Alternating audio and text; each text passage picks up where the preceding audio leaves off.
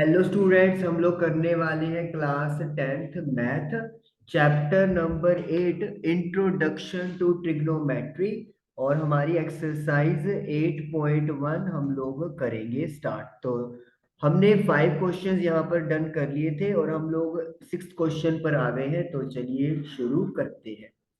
Question number 6 है, if angle A and B are acute angles such that cos A is equal to cos B, then show that angle A is equal to angle B। हमारे पास यहाँ पर angle A और B acute यानी कि 90 degree से small angles है और cos A cos B के इक्वल है। तो ए और बी एंगल्स इक्वल हमें प्रूव करने हैं। हमारे एनसीईआरटी में एक ऐसा एग्जाम्पल है और उन्होंने उसका सॉल्यूशन दो ट्रायंगल्स के थ्रू किया हुआ है। तो हम लोगों को भी वही इंस्ट्रक्शन फॉलो करनी है और हम लोग दो ट्रायंगल्स यहाँ पर बनाने वाले हैं। तो ये मैं यहाँ पर दो ट्रायंगल्स बनाने वाला हूँ।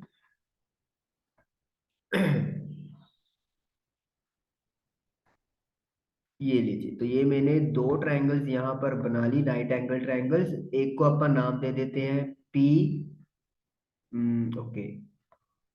एक को अपन नाम दे देते हैं पी क्यू ए और एक को अपन नाम दे देते हैं P dash Q dash B. Q और क्यू डैश 90 डिग्री के एंगल्स हैं और एंगल ए की बात की गई है और एंगल बी की बात की गई है। तो कॉस ए कॉस बी के इक्वल गिवन है। कॉस जो होता है, कॉस थीटा, वो हमें पता है बेस अपॉन हाइपोटेन्यूज होता है। क्योंकि एंगल ए पे बन रहा है तो इसीलिए क्यू ए जो है वो बेस हो गया और एपी 90 के सामने वाली साइड है तो दिस इज हाइपोटेन्यूज और पी क्यू जो है वो परपेंडिकुलर का काम करेगा। सिमिलरली क्यू डैश बी यहाँ पर बेस है, पी डैश बी हाइपोटेन्यूज और P dash Q dash perpendicular है हमारे पास। तो cos A को हम लोग बेस अपॉन हाइपोटेन्यूज लिखेंगे तो Q A upon A P लिखा जाएगा और cos B को हम लोग Q dash B base upon hypotenuse यानी कि बी पी डैश लिखेंगे। तो इस तरीके से cos A cos B के इक्वल है और हमने इसे इस फॉर्म में लिख दिया। ये जो रेशियो इक्वल आई है इस रेशियो को हमने के लेट कर लेना है, क्योंकि ये रेशियो आपस में इक्वल है तो हमने कोई नंबर के लेट कर लिया। तो क्रॉस मल्टीप्लाई करते हुए क्यू ए को हम लोग K multiply by A P और क्यू डैश बी को K multiply by B P dash लिख सकते हैं। हमने क्रॉस मल्टीप्लाई करके Q A and Q dash B को in terms of K calculate कर लिया। चलिए अब बात करेंगे right angle triangle P Q A की। In right angle triangle P Q A, तो यहां पर क्या होता है, हाइपोटेन्यूज का square perpendicular square plus base square के इक्वल होता है पाइथागोरस थ्योरम लगा के। हाइपोटेन्यूज है मेरे पास ए पी, परपेंडिकुलर है पी क्यू और बेस है क्यू ए, तो उसका होल स्क्वायर। मैं यहाँ पे क्या करूंगा, मैंने यहाँ पे क्यू ए जो है वो के टाइम्स ए पी कैलकुलेट किया हुआ है। तो मैं यहाँ पे वही करने वाला हूँ, क्यू ए को मैं के मल्टीप्लाई बाय ए पी करूंगा और क्योंकि स्क्वायर है तो के का स्क्वायर और ए पी का स्क्वायर भी लिख दूंगा। अब एपी स्क्वायर वाली जो टर्म्स हैं उनको हम लोग एक तरफ कर लेंगे और इक्वल टू में पी क्यू का स्क्वायर हमारे पास बन जाएगा। एपी का स्क्वायर कॉमन, तो 1 - K square is equal to P Q का स्क्वायर हमारे पास बनेगा। तो ये हमने P Q A right angle triangle में अपना फॉर्मूला हाइपो पाइथागोरस थ्योरम लगाकर कैलकुलेट कर लिया। इसको मैं इक्वेशन यहाँ पे सपोज कर लो, इसको 1 लेट कर लो जो कि अपन ने लेट की है और इसको इक्वेशन नंबर 2 लेट कर लो। अब इसी तरीके से हम लोग right angle triangle P dash Q dash B की तरफ बात करेंगे, P dash Q dash B की बात करेंगे। फॉर्मूला वही रहेगा, हाइपोटेन्यूज का square perpendicular square plus base square. Hypotenuse है बी पी डैश और उसका स्क्वायर, परपेंडिकुलर है पी डैश क्यू डैश उसका स्क्वायर, बेस है क्यू डैश बी और उसका होल स्क्वायर। तो बी पी डैश का square is equal to P dash Q dash का square plus Q dash B की वैल्यू के टाइम्स बी पी डैश है, तो जब स्क्वायर करेंगे तो K square B P dash का स्क्वायर बन जाएगा। बी पी डैश का जो स्क्वायर है उसे हम लोग जो मतलब टर्म्स है उसको एक तरफ कलेक्ट कर लेंगे जैसे हमने प्रीवियस वन में किया। बीपी डैश का स्क्वायर कॉमन आ जाएगा और we will get 1 minus K square is equal to P dash Q dash का square. This is equation number 4। अब जो नहीं सॉरी 3 बनेगी। Equation number 3, now divide 2 by 3। जो सेकंड इक्वेशन बनी है उसे 3 से डिवाइड करेंगे। तो 2 में है एपी का स्क्वायर और 3 में है बीपी डैश का square. 1 minus K square cancel out हो जाएगा is equal to P Q का square upon P dash Q dash का स्क्वायर। जब दोनों तरफ आप रूट लेंगे तो जो स्क्वायर वाले टर्म्स है वो खत्म हो जाएंगे और AP upon BP dash is equal to P Q upon P dash Q dash. तो ये हमारे पास रेशो बन के आ जाएगी इस तरीके से। ओके, अब हम लोग क्या करेंगे, इसको इक्वेशन नाम दे देते हैं फोर्थ वन।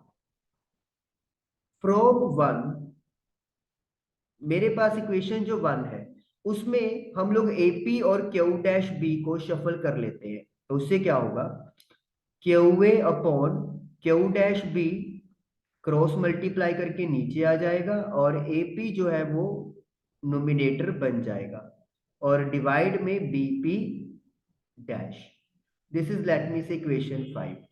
फोर्थ और 5 आप क्लियरली देख सकते हो कि ये तीनों रेशो आपस में इक्वल आ गई, मतलब AP upon BP dash is equal to P Q upon P dash Q dash is equal to Q A upon Q dash B. AP मैं यहाँ पे रेड से करता हूं, AP upon BP dash P Q upon P dash Q dash Q A upon Q dash B. तो तीनों sides का जो रेशो है वो हमने बराबर प्रूव कर दिया। तो क्या लिखेंगे, by S S S similarity triangle A Q P, triangle A Q P similar है triangle B Q dash P dash K. अगर एस एस एस होता है तो फिर ट्राइंगल सिमिलर हो जाती है और अगर ट्राइंगल सिमिलर है तो इसका मतलब है एंगल ए एंगल बी के इक्वल होगा, corresponding angles are equal, corresponding angle equal है सिमिलर ट्राइंगल्स के, और यही हम लोगों ने प्रूव करना था। तो ये क्वेश्चन नंबर 6 हम लोगों का डन हो गया। ओके, क्वेश्चन नंबर 7 आपके सामने अब प्रेजेंट होने वाला है। चलिए इसको क्लियर करते हैं और क्वेश्चन नंबर 7 आपके सामने ये आ चुका है। तो हमारे पास जो क्वेश्चन है वो थोड़ा सा यहाँ पर स्कैटर्ड होके आ रहा है, तो मैं यहाँ पे प्रॉपरली तरीके से इसको लिखता हूँ। यहाँ पे हमें गिवन है कि जो कॉट थीटा है वो 7/8 है और हमें पहले इवेल्युएट करना है 1 प्लस साइन थीटा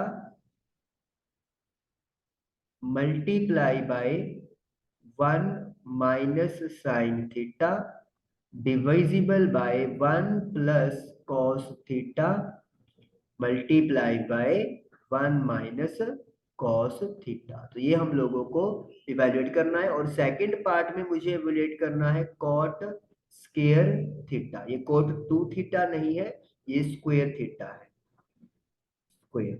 चलिए स्टार्ट करते हैं। सबसे पहले हम लोग साइन थीटा की वैल्यूज यहाँ पर फाइंड आउट करेंगे। कॉट थीटा हमें दिया हुआ है। कॉट क्या होता है? कॉट होता है बेस अपॉन परपेंडिकुलर। तो यहाँ पे मैं लिखता हूँ, तो जो लेट द बेस है उसे अपन 7x मान लेते हैं, और जो परपेंडिकुलर है वो 8x मान लेते हैं। तो बाय पाइथागोरस थ्योरम मुझे हाइपोटेनियस कैलकुलेट करना पड़ेगा।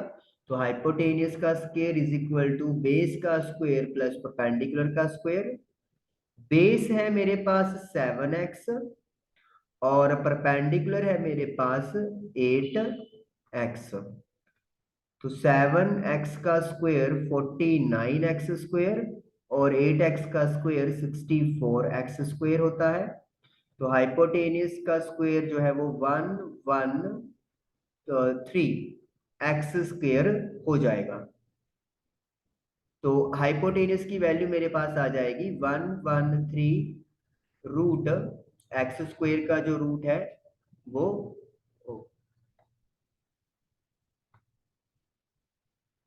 113 का रूट 113, और एक्स स्क्वायर का रूट एक्स बन जाएगा। तो हाइपोटेन्यूस निकल गया। अब हम लोग साइन थीटा और कॉस थीटा फाइंड कर लेंगे। साइन थीटा क्या होता है? साइन थीटा होता है परपेंडिकुलर अपॉन हाइपोटेन्यूस। परपेंडिकुलर है 8x, और हाइपोटेन्यूस है 113 का रूट और x। तो ये बन जाएगा 8 अपॉन 113 का रूट। उसके बाद है कॉस थीटा, जो है base upon hypotenuse. 7x upon 113 का रूट इंटू एक्स। एक्स के साथ एक्स कैंसिल, तो 7 अपॉन 113 रूट। तो साइन और कॉस निकल के आ गए हैं। अब हम लोगों को पहला पार्ट जो है वो डन करना है। यहाँ पे देखिए a plus B, A minus B लग रही है, तो मैं यहाँ पे आइडेंटिटी लगा देता हूँ A square minus B square. और similarly 1 minus cos square theta A square minus B square. चाहे आप साइड में आइडेंटिटी मेंशन कर दे, A plus B multiply by A minus B is equal to A square minus B square. 1 का 1। Sine square theta का मतलब क्या होता है कि आप साइन थीटा की वैल्यू रखें और उसका होल स्क्वायर कर दें। इसी तरीके से आप कॉस थीटा की वैल्यू रखें और उसका होल स्क्वायर कर दें। तो मतलब वैल्यू रख के उसका स्क्वायर हम लोगों ने करना है। 1 का 1, 8 का स्क्वायर 64 होता है। रूट 113 का स्क्वायर रूट 113 होगा सिंपली। 1 का 1 होता है। 7 का स्क्वायर 49, और रूट 113 का स्क्वायर 113 होगा। एलसीएम ले लेंगे हम लोग 113, क्रॉस मल्टीप्लाई कर देंगे।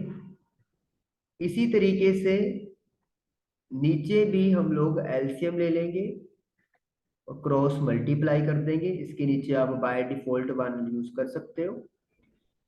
113 में से 64 माइनस करेंगे तो 49 बन जाएगा। और जब आप इसको पलटोगे तो ये 113 ऊपर और माइनस करेंगे तो 64 नीचे। कैंसिल आउट हो गया, तो 49 अपॉन 64 हमारा आंसर आ गया। तो जो फर्स्ट पार्ट है उसको एवेल्युएट करने के बाद 49 अपॉन 64 हमारा आंसर आ जाएगा। ओके, सेकंड पार्ट हमें जो प्रूव करना है वो है कॉट स्क्वायर थीटा। तो ये यहाँ पे भी वही मतलब है कि कॉट थीटा का स्क्वायर करेंगे। कॉट थीटा की वैल्यू 7 अपॉन 8 है, और उसका होल स्क्वायर। तो 7 का स्क्वायर 49, 8 का square 64, and you can clearly see कि वैल्यूज मैच हो गई हैं। तो इसीलिए ये हमारा रिजल्ट आ गया है। क्लियर? तो ये हालांकि आइडेंटिटी आपको बाद में पता चलेगी कि ये कैसे कोट स्क्वायर थीटा इसके इक्वल होता है। मैं फिलहाल के लिए वैसे मतलब आपको बोल रहा हूँ कि यहाँ पे ये वाली वैल्यू इसके इक्वल आनी ही चाहिए थी। तो ये हमारा क्वेश्चन नंबर 7 डन हो गया। ओके, अब हम लोग क्वेश्चन नंबर करेंगे 9th, sorry question number 8th। 8th question हम लोग करेंगे। तो कॉपी हो गया है क्वेश्चन हमारा, इसको करते हैं क्लियर।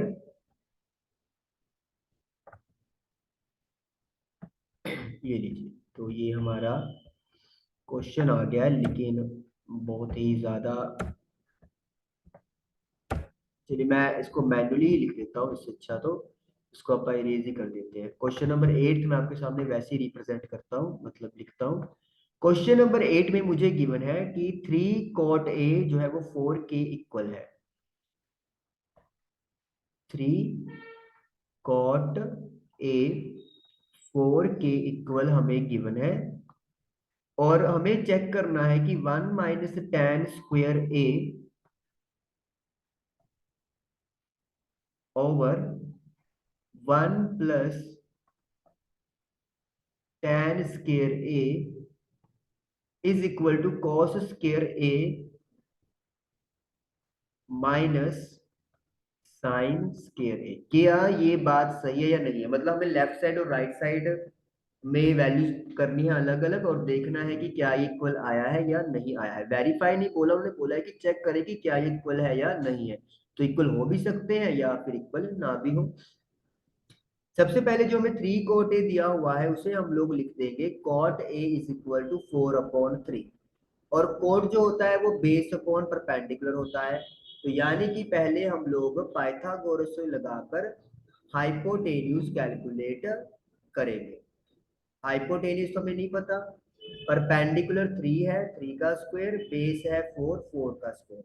ओके, यहाँ पे हम लोगों को सच वो लेट करना है पहले तो, क्योंकि रेशो है नंबर नहीं है, तो इसलिए लेट करना जरूरी है।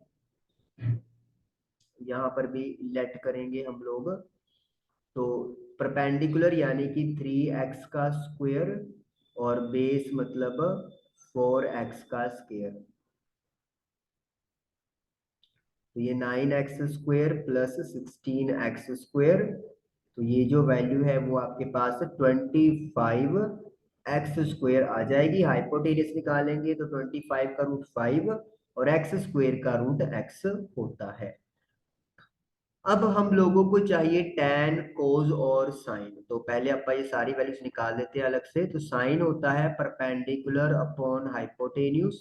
तो परपेंडिकुलर है 3x और हाइपोटेन्यूज है 5x, तो ये आ गया 3/5। फिर आती है वैल्यू cos की। cos होता है b/h base upon hypotenuse, 4x upon 5x, तो 4/5। फिर हम लोग निकालेंगे tan। tan होता है परपेंडिकुलर अपॉन बेस। परपेंडिकुलर है मेरे पास 3x और बेस है मेरे पास 4x, तो 3/4 आ गया। अब सारी वैल्यूज आ गई हैं, अब हम लोग लेफ्ट साइड और राइट साइड उठा लेते हैं। लेफ्ट साइड में मेरे पास है 1 minus tan square A divide by 1 plus tan square A. 1 का 1 माइनस tan a की वैल्यू 3/4 है, और उसका होल स्क्वायर करना है। यहां पर भी tan a की वैल्यू पुट कर देंगे, दैट इज 3/4 का होल स्क्वायर। 3 का स्क्वायर 9 है और 4 का स्क्वायर 16 है। 3 का स्क्वायर 9 है, 4 का स्क्वायर 16 है। एलसीएम लेंगे तो 16 माइनस 9, और एक बार और एलसीएम लेंगे तो 16 प्लस 9, तो 16 से 16 कट जाएगा। तो 16 में से 9 गए 7, और 16 में 9 ऐड किए 25। तो लेफ्ट हैंड साइड की वैल्यू 7/25 हमारे पास कैलकुलेट होकर आ गई। अब चलिए चेक कर लेते हैं right hand side. Cos square A minus sine square A. Cos A की वैल्यू मेरे पास है 4/5 जो हमने कैलकुलेट की थी, और उसका करेंगे होल स्क्वायर। साइन की वैल्यू 3/5 है, तो 3/5 का होल स्क्वायर। 4 का स्क्वायर 16, 5 का स्क्वायर 25, 3 का स्क्वायर 9, 5 का स्क्वायर 25। एलसीएम ले लेंगे। 16 माइनस 9, तो 7/25। तो इस तरीके से राइट हैंड साइड भी हमारा कैलकुलेट होकर आ गया। तो आपका क्या देख रहे हैं कि दोनों साइड आपस में इक्वल है। चलिए क्वेश्चन नंबर अब हम लोग 9th यहाँ पर करेंगे। तो ये क्वेश्चन कॉपी होता हुआ तो क्लियर करते हैं। ये फिर भी बेटर है।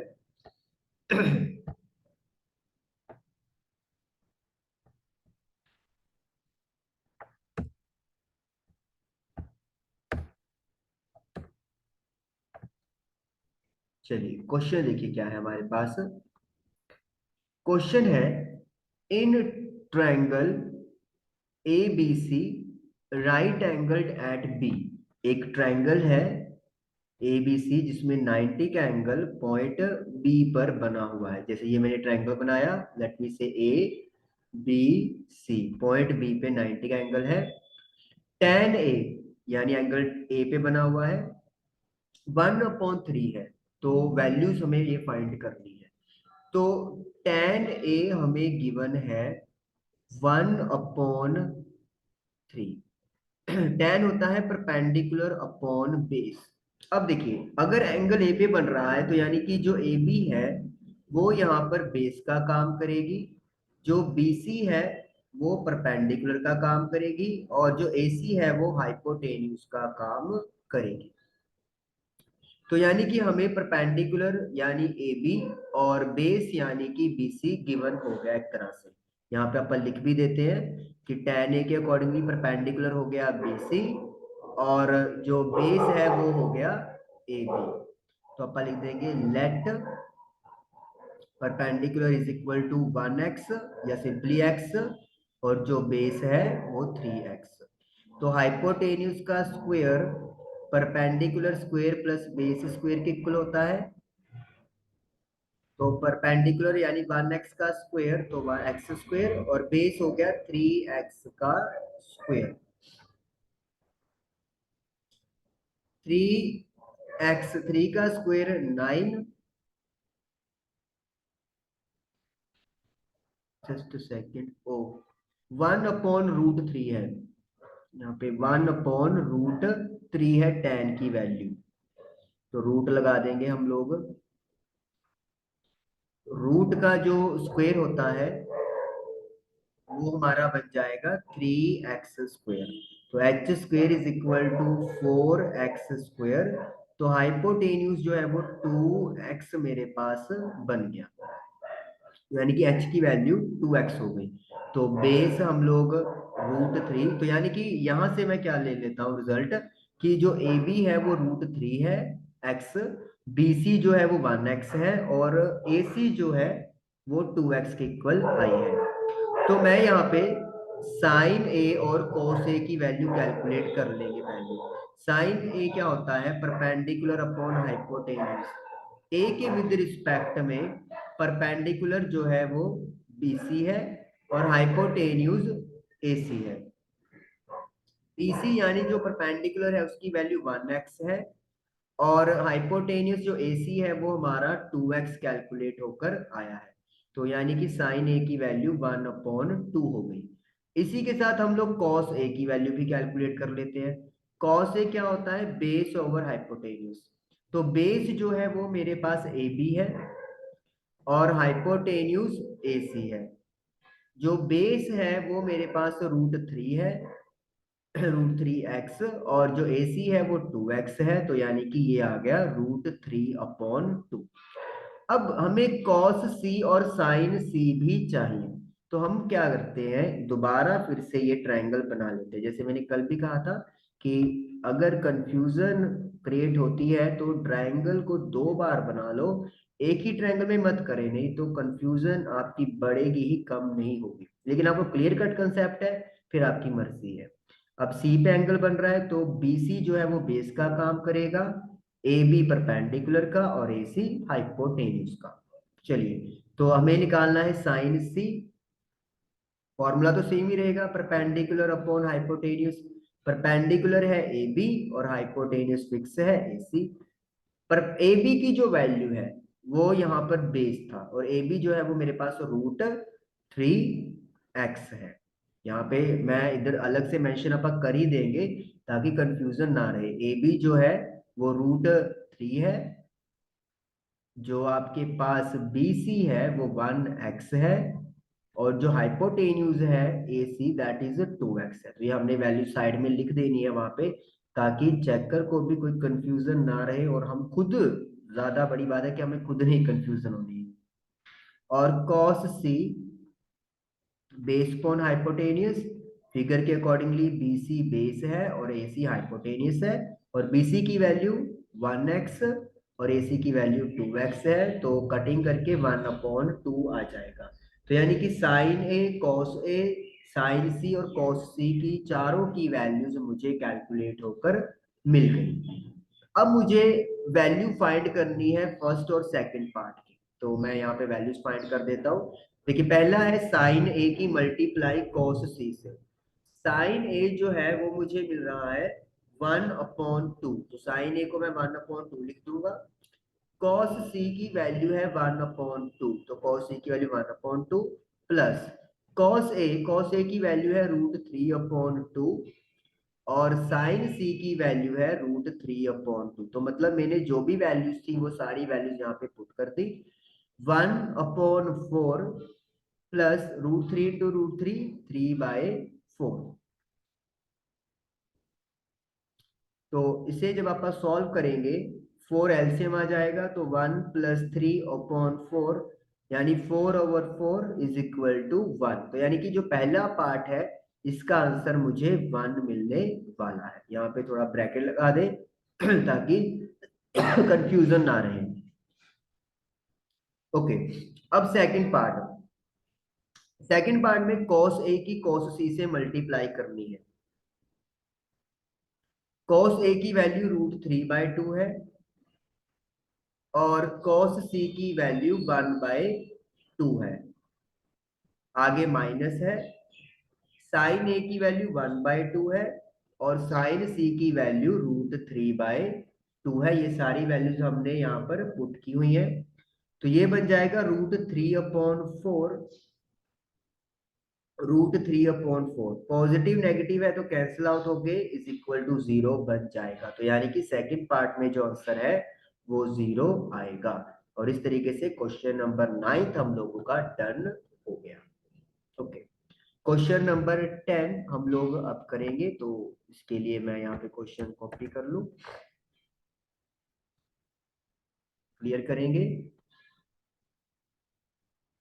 ये लीजिए, क्वेश्चन नंबर 10 हमारे पास आ चुका है।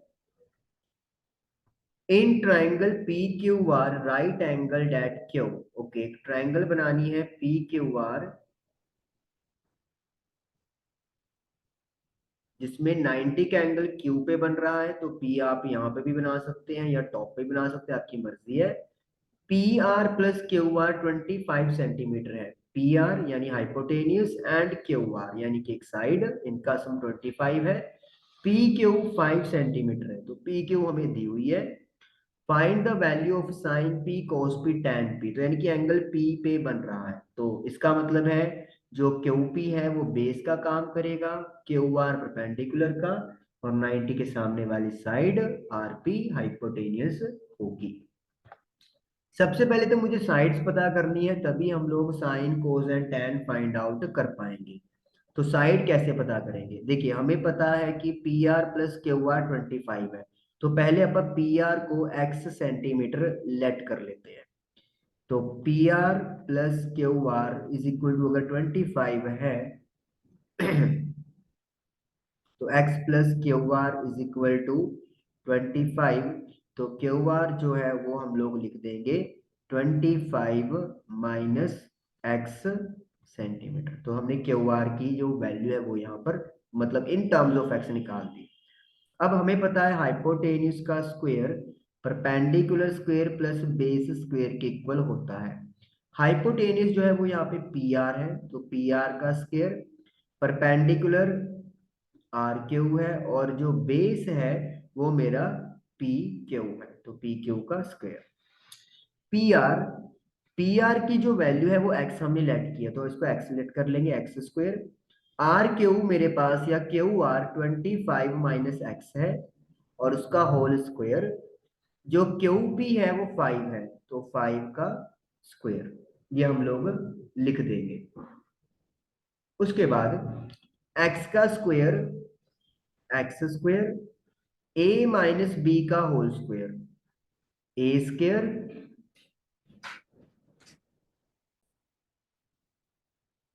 ए square plus B square minus 2ab, और 5 का स्क्वायर 25।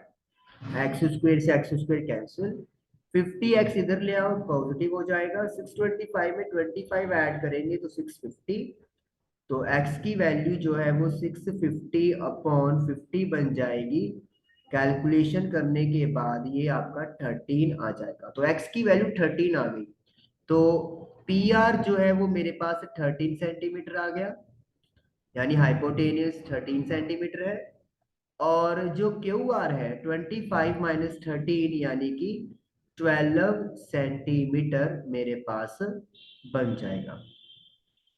तो हमने तीनों साइड्स यहाँ पर फाइंड आउट कर ली। अब हम लोग साइन पी, कोस पी और टैन पी निकालेंगे। तो साइन पी का फॉर्मूला क्या होता है? साइन पी का फॉर्मूला होता है परपेंडिकुलर अपॉन हाइपोटेन्यूज। परपेंडिकुलर है मेरे पास क्यू आर और हाइपोटेन्यूज है पी आर। तो क्यू आर की जो वैल्यू है वो 12 सेंटीमीटर है और पी आर की 13 है, तो 12/13। After that cos P, base upon hypotenuse. Base जो है वो पी क्यू है और हाइपोटेनियस पी आर है, तो 5/13। Last one is tan p। tan p perpendicular upon base होता है, तो क्वेश्चन के अकॉर्डिंगली या एंगल के अकॉर्डिंगली परपेंडिकुलर क्यू आर और बेस पी क्यू है, तो दैट इज 12/5। तो इस तरीके से ये tan p, cos p and sin p हमारा कैलकुलेट हो गया। चलिए अब करते हैं question number 11। This is the last question और ये ट्रू फॉल्स क्वेश्चन है हमारे पास। तो स्टार्ट करेंगे हम लोग, इसको आप क्लियर कर देते हैं।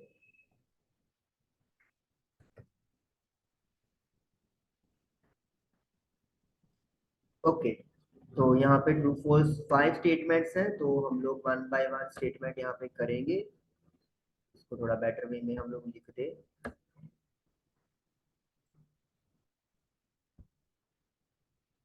थोड़ा सा साइज स्मॉल कर देते हैं, यस अब ठीक है। और ये 12/5 है, ये 4/3 है। चलिए पहले स्टेटमेंट शुरू करते हैं। The value of tan a is always less than 1। tan a की वैल्यू हमेशा 1 से छोटी होती है। तो ये स्टेटमेंट बिल्कुल जो है वो ट्रू है या फॉल्स है, वो हमें पता करना है। तो हमारा जो यहाँ पे आंसर है, देखते हैं कि क्या बनने वाला है। tan a का फॉर्मूला होता है परपेंडिकुलर अपॉन बेस। अब परपेंडिकुलर जो है बेस से बड़ा हुआ, तो फिर tan a की वैल्यू भी 1 से बड़ी हो जाएगी, क्योंकि ये तो मेंशन है ही नहीं है कि परपेंडिकुलर या बेस में से कौन सी साइड छोटी है बड़ी है। इनमें से कोई भी छोटी हो सकती है, कोई भी साइड बड़ी हो सकती है। तो मतलब अगर परपेंडिकुलर बेस से बड़ा चला गया तो फिर टेंजेंट ए की वैल्यू 1 से बड़ी चली जाएगी। तो फिर इसका मतलब है ये जो स्टेटमेंट है वो फॉल्स होने वाली है। तो इसीलिए यहाँ पे इसका आंसर फॉल्स आ जाएगा। ओके, सेकंड, सेकंड भी हमें पता करना है कि ट्रू है या फॉल्स है, तो यहाँ पे लिखते हैं ट्रू या फॉल्स। क्वेश्चन है secant A is equal to 12/5 for some value of angle A. किसी एंगल ए के लिए सीकेंट की वैल्यू 12/5 है, तो find whether it is true और फॉल्स। चलिए, सीकेंट ए क्या होता है? This is hypotenuse upon base. तो हाइपोटेन्यूज अपॉन बेस होता है। हम लोग परपेंडिकुलर कैलकुलेट कर सकते हैं, आपको फॉर्मूला पता है, perpendicular square plus base square is equal to hypotenuse का स्क्वायर। बेस जो है वो हमारा 5 है, तो 5 का स्क्वायर 25 स्क्वायर हो गया, या 25 x स्क्वायर हो गया, या भी 25 यहाँ पर लिख लेते हैं, और हाइपोटेनस का स्क्वायर यानी कि 144 हो जाएगा। जब आप इसको माइनस करोगे तो ये 119 बनेगा, और परपेंडिकुलर 119 से रूट आ जाएगा। और ये जो वैल्यू है 119 का रूट, ये 12 से छोटी होगी, ये आपका 11 पॉइंट 10 पॉइंट समथिंग बनेगा, क्योंकि 11 का स्क्वायर 121 होता है। और ये तो क्लियर है कि यहाँ पे तो वैल्यू जो है वो हमारे पास 20, यस, तो 12 से छोटी मिलेगी, क्योंकि 11 का स्क्वायर जब 121 है, जब उससे से छोटा है तो 12 से छोटा होगा ही। इसका मतलब क्या है, एच जो है वो यहाँ पर सबसे लार्जेस्ट साइड हो गया। और हमें पता है कि अगर एक राइट एंगल ट्रायंगल की बात होती है तो हाइपोटेन्यूज को सबसे बड़ा साइड होना होता है, और ये बात यहाँ पे बिल्कुल सही साबित हो रही है, तो that is why this is true. Okay, next one, third part, true या फॉल्स। कॉस ए एब्रीविएशन है जो कोजिकेंट के लिए यूज होता है, तो ये बात फॉल्स है यहाँ पे। वाई? क्योंकि जो कॉज है वो किसका एब्रीविएशन है, वो कोसाइन का एब्रीविएशन होता है, और जो कोजिकेंट का एब्रीविएशन है वो कोजेक होता है, तो इसीलिए ये स्टेटमेंट बिल्कुल गलत है, फॉल्स है। ओके, फोर्थ पार्ट, फोर्थ में भी हम लोगों को ट्रू या फॉल्स बताना है। Cot A is the product of cot and A, ये भी बात बिल्कुल गलत है। कॉट ए या कोई भी आप ट्रिग्नोमेट्री फंक्शन उठाते हो, तो मतलब कॉट ए जो है वो कॉट मल्टीप्लाई बाय एंगल, या कोई भी मतलब ट्रिग्नोमेट्री हो जैसे कोस ए या कोस मल्टीप्लाई बाय ए, ऐसा नहीं होता, ये बिल्कुल गलत होता है। इसका मतलब ये चीज होता है कि जो आप कॉट की वैल्यू ले रहे हो वो विद रिस्पेक्ट एंगल ए है। कॉट हैज नो मीनिंग, अकेले कॉट का कोई मतलब ही नहीं है। Cot A, cot B, cot theta, ये सब मीनिंगफुल है, कॉट ए का कोई मतलब नहीं है, तो इसलिए स्टेटमेंट एकदम से गलत है। ओके, नेक्स्ट फिफ्थ पार्ट, इसमें भी हमें बताना है ट्रू है या कहानी फॉल्स है। क्वेश्चन है मेरे पास, sine theta is equal to 4/3। Sine theta होता है परपेंडिकुलर अपॉन हाइपोटेन्यूज, यहां से क्लियर हो गया। यहाँ पे जो हाइपोटेन्यूज है वो परपेंडिकुलर से छोटा है, क्योंकि 3 की वैल्यू 4 से छोटी होती है, और हमें पता है हाइपोटेन्यूज सबसे बड़ी साइड है, तो इसका मतलब है ये कभी भी साबित नहीं हो सकती बात। तो ये अपन इसको सीधा क्या लगा देंगे, फॉल्स लगा देंगे, तो ये स्टेटमेंट भी फॉल्स बनती हुई। तो इस तरीके से हम लोगों का क्वेश्चन नंबर 11 5 की 5 स्टेटमेंट्स डन हुई, और उनकी जस्टिफिकेशन भी। आई होप कि आप लोगों को ये समझ में आई होगी। तो हमारा एक्सरसाइज 8.1 आज फिनिश हुआ। इसकी काइंडली प्रैक्टिस जरूर करें, रिवीजन जरूर करें, क्योंकि तभी आपको पक्का होगा। आपसे मुलाकात होगी नेक्स्ट सेशन में, तब तक के लिए हंसते रहिए, मुस्कुराते रहिए, पढ़ाई जरूर करते रहिए। Thank you for watching the video.